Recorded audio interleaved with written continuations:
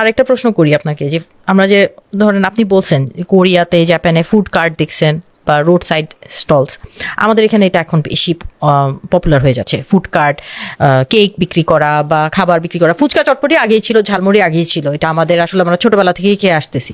কিন্তু এখন যে নতুন ধরনের খাবার যেগুলো আসলে স্টোরেজ অনেক ইম্পর্টেন্ট, ফুড কার্টগুলোতে তো ইউজুয়ালি কোনো ফ্রিজ থাকে না, সো ফুড কার্টগুলো কি আপনারা করেন, এরকম অভিযানগুলো করেন? এখানে একটা বিষয় হচ্ছে যে এই রকমের প্রতিষ্ঠান ইউজুয়ালি তারা সন্ধ্যার সময় বেশি জমজমাট অবস্থা হয়, কারণ ইয়াং জেনারেশন বা সবাই ইউজুয়ালি বাসা থেকে বের হয় বিকালে বের হয়, ওই ফুড কোর্টগুলো মূলত বিকালে ওনারা এই জমজমাটভাবে দেওয়া শুরু করেন। তো সেইখানে আমরা যে অনিয়মগুলো দেখতে পাই, যে আপনি যেমন বলেন ফ্রিজ নেই, কিন্তু বাসা থেকে তো ঠিকই আগের দিনের খাবার ঠিকই নিয়ে এসে সমানে বিক্রি করে দিচ্ছে, এমনটি হতে পারে। আর গতকালের একটা অভিজ্ঞতা আমি একটু যদি শেয়ার করি, যে এইরকম একটা ফুড কোর্টে গেলাম, আমরা দুজন কর্মকর্তা গিয়েছিলাম। তো আমি যেটাতে ঢুকলাম, দেখলাম যে ওই যে চিকেন ললিপপ, চিকেন বল, চিকেন সসেজ, এই সবগুলো দেখলাম যে কয়েক মাস আগে মেয়াদিতন হয়ে গেছে। এরপর যে সসগুলো দিয়ে তারা এগুলো ফ্রাই করছে, সেগুলো মেয়াদিতন হয়েছে কয়েক মাস আগে। তাহলে সবগুলো মেয়াদিতন, ওই প্রতিষ্ঠানের সবগুলো মেয়াদিতন আমরা পেলাম, যে এগুলো কেন হয়? Very sad. আমরা ভেজাল খেয়ে খেয়ে আমরা মনে ইমিউন হয়ে গেছি, আমরা তো এগুলোই খাচ্ছি, কিছু তো হচ্ছে না। হ্যাঁ, হচ্ছে না তা না। আপনি রিপোর্টটা আমি যদি দেখাই, যে এই যে আমি একটু ডাউনলোড করে নিয়ে আসলাম, সেটি হচ্ছে যে ভয়ানক চিত্র আমরা দেখতে পাবো। এই যে দেখেন, বলে ডায়রিয়া, আমাশয়, টাইফয়েড, জন্ডিস, হেপাটাইটিস সহ নানা রোগে আক্রান্ত হচ্ছে, এবং বছরে 3 কোটি মানুষ শুধু অনিরাপদ খাবার কারণে। বছরে 3 কোটি মানুষ, অর্থাৎ প্রতিদিন 80 থেকে 85 হাজারের বেশি মানুষ এগুলো হচ্ছে হসপিটালাইজড, যেনারা হচ্ছে তাদের পরিসংখ্যান। আর ম্যাক্সিমামই হসপিটালাইজড হন না, বেকায়দা হলে তারপরে ডাক্তার কাছে যাই আমরা, তার আগে তো নিজেরাই ট্রিটমেন্ট করার চেষ্টা করি। তো ফলে 80 থেকে 85 হাজার মানুষ প্রতিদিন আমরা অসুস্থ হচ্ছে, এটি পরিসংখ্যান বলছে। যেগুলো যারা হসপিটালে যাচ্ছেন তাদের তথ্য এটি। ফুড বর্ন ডিজিজ, যাই রাইট, ওকে, অনিরাপদ খাবার কারণে। আচ্ছা স্যার, আমরা নিরাপদ খাবার আমরা বড়রা খাচ্ছি, আমরা চিন্তা করতেছি আচ্ছা এক্সপায়ার্ড খাবার খাইলাম, কি আর হবে, কিন্তু আমাদের বাচ্চাদেরকে আমি খাওয়াচ্ছি। So that is more alarming আমার কাছে মনে হয়। সো বাচ্চাদের ক্ষেত্রে আমরা যে বাচ্চাদেরকে আজকাল চিপস, চকলেট বা কালারফুল ডোনাট, মিষ্টি জাতীয় খাবার, এগুলো, হ্যাঁ কেক, এগুলো খাওয়াচ্ছি, তো এই জিনিসগুলা আসলে আমরা কিভাবে সচেতন হতে পারি যে এগুলা কি খাওয়ানো উচিত কি উচিত না? রাইট, আপনি যেমনটি বলেছেন যে কেকের ক্ষেত্রে আমরা দেখি যে উৎপাদন মেয়াদ যেমনটি দেওয়ার কথা, সেগুলো ম্যাক্সিমাম ক্ষেত্রে দেওয়া হচ্ছে না। অনেকে এগিয়ে আসছেন ঠিকই, তাদের সাধুবাদ জানাই, কিন্তু ম্যাক্সিমামই আমরা দেখি যে কেকের উৎপাদন মেয়াদ এই শিশু খাদ্যটির দেওয়া হয় না। আমার নিজের বাচ্চার এক জন্মদিনে সে বলে যে বাবা একটা কেক কিনে দাও, তা আমি ইউজুয়ালি এগুলো কিনি না। তারপরও তারাকে নিয়ে বলে ঠিক আছে চলো, আমার বাসার আশেপাশে অনেক দোকান আছে কেকের, যতগুলোতে আমি গিয়েছি বলছে আপনাকে দেওয়ার মতো কেক নেই, কেক তাদের আছে, আমাকে দিতে চাচ্ছে না। তার মানে সেগুলো হচ্ছে অনেক আগের বাসি, কিন্তু সেখানে কোনো মেয়াদ দেওয়া নেই। এই খাবারগুলো খাওয়াই হচ্ছে অনিরাপদ খাবার। As a consumer behaviour, opening আমি বলেছি, এটাও আমাদের পরিবর্তন করতে হবে।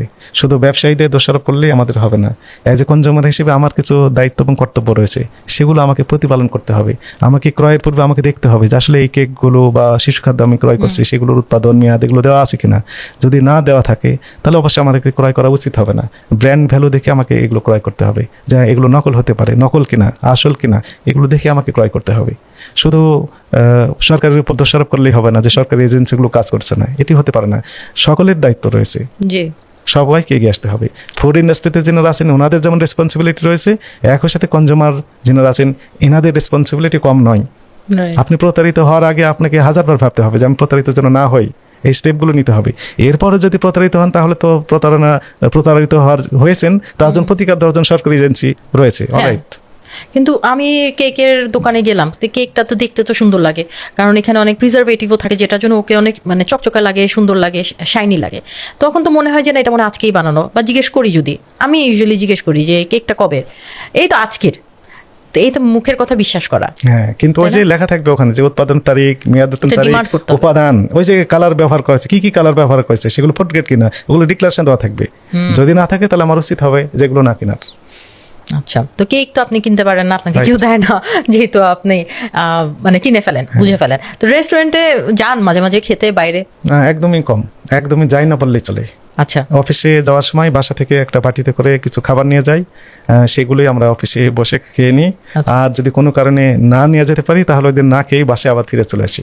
বাইরে যদি আমি আপনাকে জিজ্ঞেস করি যে রেস্টুরেন্টে আপনি রিসার্চ করছেন, আই এম শিওর যে রেস্টুরেন্টের কোন খাবারটা অর্ডার দিয়ে খাইলে ওটা সেফ, বা আপনি খাবেন? না, ওই যে বললাম যে গরম গরম খাবার তৈরি করে দিলেন, তাহলে এই খাবারগুলো অবশ্যই সেফ। না, একদম সব- রুটি বা এরকম টাইপের একটা যে কোনো একটা খাবার, হ্যাঁ, রুটি যেমন আমরা বলতে রুটি পারি তো কি safe? সরাসরি মানে গরম করে সঙ্গে হ্যাঁ। সঙ্গে তৈরি করে দেয়, ফলে হ্যাঁ। এটি সেফ হতে পারে। হ্যাঁ। তবে সবগুলো রেস্টুরেন্ট যে ভেজাল খাবার দেয় বা খারাপ খাবার দেয়, অনিরাপদ খাবার সাপ্লাই করে এমনটি না। অবশ্যই ভালো মানের রেস্টুরেন্ট আমাদের দেশে রয়েছে, ঢাকাতে রয়েছে। আমি বলেছি, রিপিট করছি যে আমাদের অভিযানের ওপেনিং দিনগুলোতে যে সিচুয়েশন আমরা দেখেছি এখন অনেক ইমপ্রুভ হয়েছে। আমরা আশাবাদী যে সামনের দিকে আমরা 100%-এর দিকে নিয়ে যেতে চাই। জনগণ যেন সুস্বাস্থ্যের অধিকারী হয়, এই খাবারকে যে অনিরাপদ খাবারকে যে রোগ ব্যাধিতে আমরা আক্রান্ত হচ্ছি সেখান থেকে আমরা উঠে আসতে চাই। জি অবশ্যই, আমরা সবাই চাই। আর আরেকটা প্রশ্ন করি, আমার মাথায় আসলো মাত্র, যে 5 স্টার হোটেল ভার্সেস ধরেন একটা নর্মাল রেস্টুরেন্ট, আপনি কি বলতে পারেন যে 5 স্টার হোটেলে অনিয়ম একদমই হয় না? হতে পারে, তবে কম হয়? কারণ হচ্ছে যে তারা ওইখানে যে কুক যেনারা থাকেন ওনারা এক্সপার্ট, এবং ওখানে একটা শৃঙ্খলার ভিতর থাকে। প্রত্যেকটা খাবারে দেখবেন যে ওনারা নিজেরাই যেগুলো করে রেখেছেন প্রিপারেশন, ওখানে ডেট লেখে রাখেন যে কত ঘন্টা ওনারা ব্যবহার করবেন, এগুলো একটা মেনটেন করেন। এটা পজিটিভ সাইন। এখন আমি একটা জিনিস, আমার একটা ছোট ব্রেনই আমি আন্ডারস্ট্যান্ড করছি যে যেখানে আমি অনেক টাকা দিয়ে খাবো সেখানে আমার প্রশ্ন করার বা আমার কারেজ বেশি থাকবে চার্জ করার, যে আমি এত টাকা দিয়ে খাইছি আমাকে বাসি খাওয়ার দিছো, সেখানে আমি কিন্তু চার্জ করতে পারবো। যেখানে আমি কম দামি টাকা দিয়ে খাইতেছি, মানে বাসি দিলেও মনে হয় যে থাক, কয় টাকার খাওয়া খাই, না, খারাপ তেল দিয়ে বানাইছে মেনেই নেই। এমনটি হওয়া উচিত নয়, এমনটি হওয়া উচিতও নয়। কারণ আমি তো খাবার খাবো, সবগুলো খাবারই নিরাপদ হতে হবে। সেটি বেশি দামের হতে পারে, কম দামের হতে পারে, সব খাবার নিরাপদ হতে হবে। জি স্যার, অবশ্যই। আচ্ছা স্যার, বাচ্চাদের খাবারে আবার যদি আমরা ফেরত যাই, তো ফ্রুট জুস বা প্যাকেট জুসে অনেক অনিয়ম দেখি আমরা, ভিডিওজে আমরা ইউজুয়ালি দেখে থাকি। আপনার পাওয়া সবচেয়ে খারাপ কোনটা ছিল এক্সপিরিয়েন্স? আপনি যেমনটি বলছেন যে জুস, আমি কেরানীগঞ্জের একটি প্রতিষ্ঠানে আমরা গিয়েছিলাম, জুস তৈরি করে ও বিভিন্ন রকমের শিশু খাদ্য ওনারা তৈরি করেন, এবং একটিরও লাইসেন্স নেই এবং খাবারের যে উপাদানগুলো ওনারা ব্যবহার করেন সবগুলো লেখা আছে বিদেশি, অথচ দেখা যাচ্ছে যে ইম্পোর্টার নেই, ম্যাক্সিমাম মেয়াদ উত্তীর্ণ হয়েছে। এই সকল অপরাধে এই প্রতিষ্ঠানটিকে 10 লক্ষ টাকা অর্থদণ্ড প্রদান করা হয়েছিল, এবং একই সাথে প্রতিষ্ঠানটি জনস্বার্থে সাময়িকভাবে বন্ধের নির্দেশনা দেওয়া হয়েছিল। পরবর্তীতে ওনারা বিভিন্ন তদবির করেছেন, কিন্তু কোনো তদবির, আমাদের ডিজি স্যার বলেন যে কোনো তদবিরে কাজ হবে না, লাইসেন্স করে নিয়ে আসো, আগে আমাদেরকে শো করবেন, তারপর আমরা ওপেন করে দেব। এরপরে ওনারা 3 মাসের সময় নিয়েছেন, 3 মাস পর বিএসটিআই থেকে লাইসেন্স নিয়েছেন, এবং ওনারা কমিটমেন্ট দিয়েছেন যে এই যে লাইসেন্সে যে টার্মস অ্যান্ড কন্ডিশন আছে সবগুলো আমরা কমপ্লাই করব, এরপরে আমরা ওপেন করে দিয়েছি।